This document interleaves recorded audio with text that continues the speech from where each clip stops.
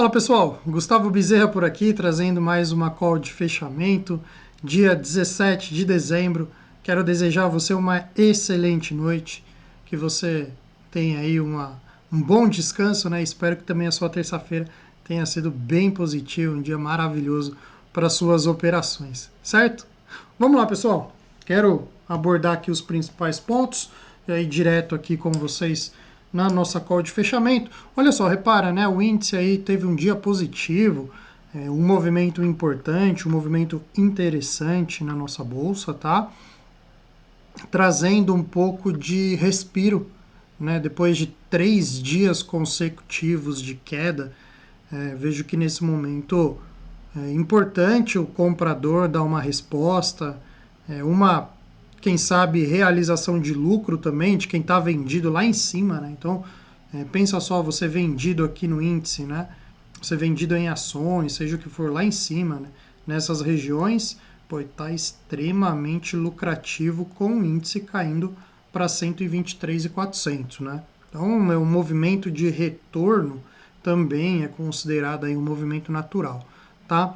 Vamos ver na quarta-feira o impulsionamento dessa compra, se vai ser um voo de galinha, né? Aquele que não sustenta por muito tempo para voltar a cair, testar a região de 123, mirar o 118 como alvo, tá bom? Ou, evidentemente, ele vai fazer pelo menos um movimento de retorno até a média aqui de 20, até a média de 200. Aqueles que gostam de utilizar a Fibonacci, você tem aqui a ferramenta de retração que dá para a gente conectar a mínima com a máxima desse movimento, ó, e tá aí na tela para vocês, tá? Seria um movimento de retorno, né? Pensando num pullback aqui pro índice voltar para sua tendência primária que é de queda, esse retorno natural aconteceria entre 38,2 e 61,8, tá? Ou seja, 126.320 e 128 mil pontos, tá? Então anotem aí, importante esse número do Ibovespa, tá? Quando eu falo do Ibovespa, eu estou evidentemente que traduzindo aqui, falando também em relação às ações, e isso tem um impacto direto no nosso contrato futuro, tá? Então, você que talvez não entenda a, a questão de um para outro, tudo que acontece no Ibovespa, o índice futuro, ele tenta antecipar esses movimentos, beleza? Por isso que se chama índice futuro, tá bom? Uma terça-feira de alívio, de respiro. O Banco Central entrou vendendo dólar, eu vou mostrar isso aqui também, né? Tentando controlar o câmbio para que não saísse, né? Já saiu do controle, vamos ser honestos, né? Mas que não disparasse a torta e a direito aí e pressionasse cada vez mais a nossa economia, tá? Então vamos ver, como eu falei, o reflexo disso nos próximos dias. Se for um movimento de retorno, pode ser esse movimento aqui, ó, o que aconteceu no finalzinho aqui de novembro para o começo de dezembro, tá? Esse movimento de retorno até o ponto de resistência anterior, beleza? Será que a gente vai ver o mesmo cenário aqui no Bovespa acontecendo? Ou uma recuperação de fato, né? Fica a pergunta, tá bom? Vamos lá, vou trazer agora aqui o índice futuro, já dar aquela olhadinha no diário do nosso índice futuro, para vocês já ver aqui que está cheio de suporte, né, cheio de linha no meu gráfico. E olha só, quero mostrar aqui para vocês o que eu fiz hoje, né? Um dia que eu operei bem pesado, bem alavancado, ó, o índice eu saí negativo, olha isso, menos 13,779. Daqui a pouco eu mostro o dólar aí, se você está preocupado com esse número, tá? Mas repara que o índice encontrou o ponto de suporte no 123.320, produz esse movimento para cima, tá? Seria bem interessante um fechamento, né, com candle de força aqui, ó, na região de suporte, ok? Se fosse um candle de força engolindo completamente o último candle vendedor, eu vejo que seria uma boa possibilidade até mesmo de mudança de comportamento, tá?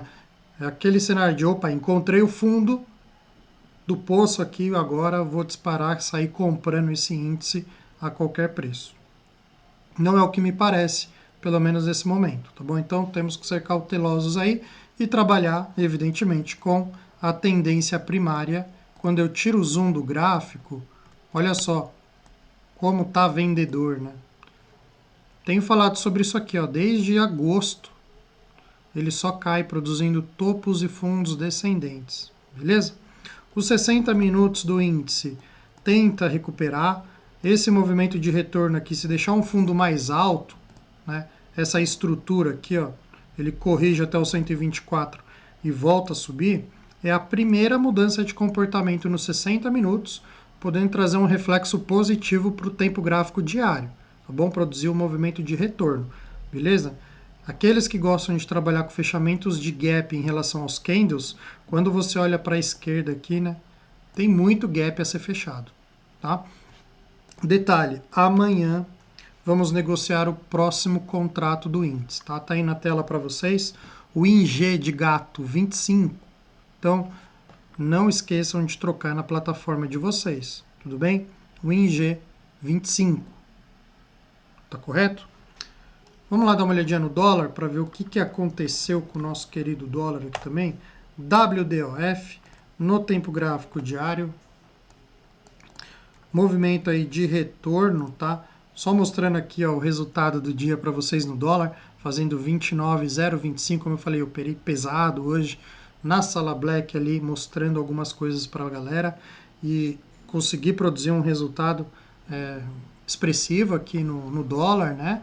E o índice, acabei não mandando bem, mas tudo bem, dentro do gerenciamento aí, quando você opera mais pesado também, não muda, né? A quantidade de contratos, tem que ter um bom gerenciamento. O importante é, quando você lucra bem mais do que o seu prejuízo, né? Olha só o trade que eu acabei fazendo no índice, tá? Foi um tradezinho de compra pelos 60 minutos, tá? Comprei aqui, ó, nessa região, quando ele testa o fundo, tá bom? Não consegue superar essa mínima produzida aqui embaixo, logo no primeiro candle do dia. Nesse retorno aqui para cima, comprei acima da VWAP, consegui surfar esse movimento um pouco mais pesado no dólar até sua nova máxima, tá bom? Depois ele deixou esse gatilho maravilhoso de venda, ó, candle 4 pelos 60 minutos. Vendi aqui também e consegui pegar esse candle número 5 quase até o final dele, produzindo um bom resultado, tranquilo, operando um pouco mais de contratos, mas também tentando pegar um pouco mais de ponto no dólar. Tá legal? Deu muito certo aí.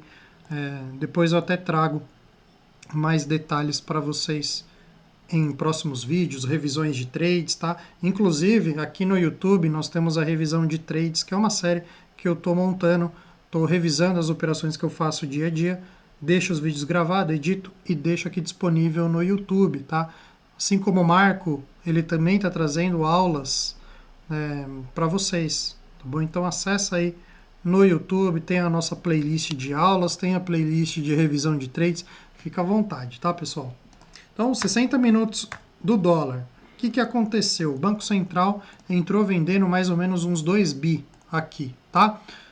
Pressionando esse dólar para baixo, defendendo essa posição, mantendo o seu controle, né, sobre a commodity, certo? Quem trabalha com FIBO já está de olho em região problema, né? Ou seja, quando a gente conecta esse movimento aqui, ó, máxima, com a mínima, você já consegue identificar os pontos de retorno desse dólar, tá? Testando 38,2 até o 61,8, que é o 607 lá embaixo, tá bom? Primeiro ponto acaba de ser testado pelo gráfico de 60 minutos, se rompeu o 82,5 para baixo, tem bastante ponto aqui, pelo menos uns 80 pontos aí até o próximo nível de suporte, que está sendo ancorado pela média de 200 períodos também, tá legal? Então, muita atenção aí para o dólar, principalmente no dia de amanhã, beleza? Amanhã o que nós teremos, né? A gente tem ali o Fed trazendo também a sua expectativa sobre a taxa de juros nos Estados Unidos. Está contratado uma queda na taxa de juros lá fora, enquanto que aqui no Brasil a gente vive aí um cenário totalmente inverso. Inflação alta, taxa de juros alta para tentar controlar essa inflação que está desancorada da meta, tá bom? E também o Banco Central aí tendo que intervir no dólar para controlar um pouco mais essa commodity, o ímpeto comprador. E repara que mesmo trazendo uma venda expressiva, né, uma pressão vendedora forte no dólar, chega um determinado momento que o comprador ele consegue anular, travar completamente essa queda no câmbio aí, tá bom? Então atenção para o nosso querido dólar, principalmente nos próximos dias, tá?